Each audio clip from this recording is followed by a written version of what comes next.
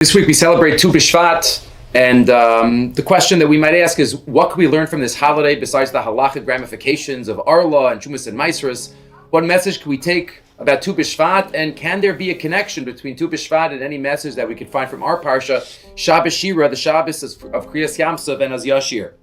Rashi notes, on the pasuk we say from Az Yashir every morning, Zekeli v'yanveyu Elokei aviv aramamenu. This is my God, and I will glorify him. Elokei aviv aramamenu. This is from my father, the God of my father, and I'll raise him up. Rashi tells us, Elokei avi huzeh v'aramamenu. Elokei avi lo ani tchilas hakdusha elo muchzekes v'omedes li hakdusha ve'elokuso alai mimei avosai. I'm not the start. It goes back from my forefathers. What's Rashi driving at? What's the message of this pasuk that Klal Yisrael sung? Zekeli v'yanveyo l'kei aviv arumamenu. Pasuk says later in the Torah, Ki ha'adam eitz hasadeh. One of the ways that we can learn from Tu B'Shvat is to learn messages from the trees and from the flowers. And one of the messages that the Mefarshim explained, the Bali Musar explained, is that a tree has firm roots, rooted into the ground. If without those firm roots, it wouldn't be able to stand a day.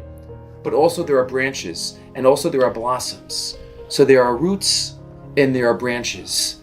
That's the balance that a Jew has to find. The delicate balance between, on the one hand, being rooted in the Masorah, our personal Masorah of our families, our national Masorah of our forefathers, Elokei Avi biologically, and of course, Elokei Avram Yitzchak Yaakov.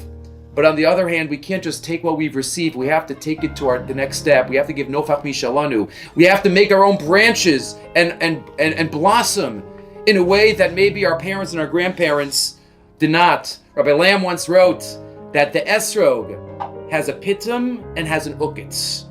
The ukitz connects it to the tree, and the pitum, or where the pitum should be, are the ones without the pitum, right? That hangs separately. The ukitz grounds the pitum. It anchors to the tree.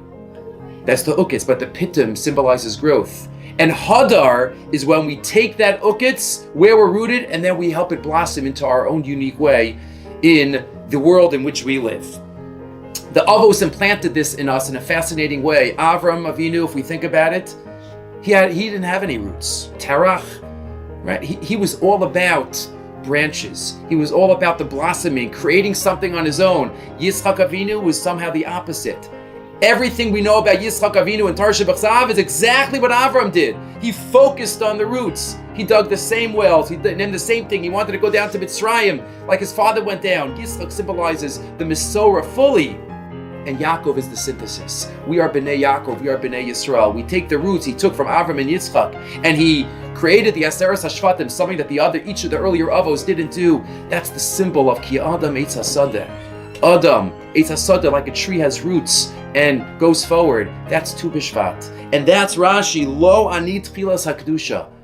I'm not starting it, but Zekeli v'yanvehu. Yes, Elokei Avi, but Zekeli v'yanvehu. It's my job to build on what I received from my fathers and my forefathers and take it to the next step. And HaKadosh Baruch Hu believes that we could do it. Based on another pasuk in this week's parsha. Right before Az Yashir, we say V'yaminu b'Hashem of Moshe Avdo. Rabbi Tzadok writes in Tzidkas HaTzadik, Kishem, just like there's a mitzvah to believe in HaKadosh Baruch Hu, there's a mitzvah to believe in ourselves. V'yaminu b'Hashem Uva Moshe Avdo. We have to believe that we could do it, no matter what the challenges are, as we ride this wave of history that's been challenging over the past year for each person in their own way.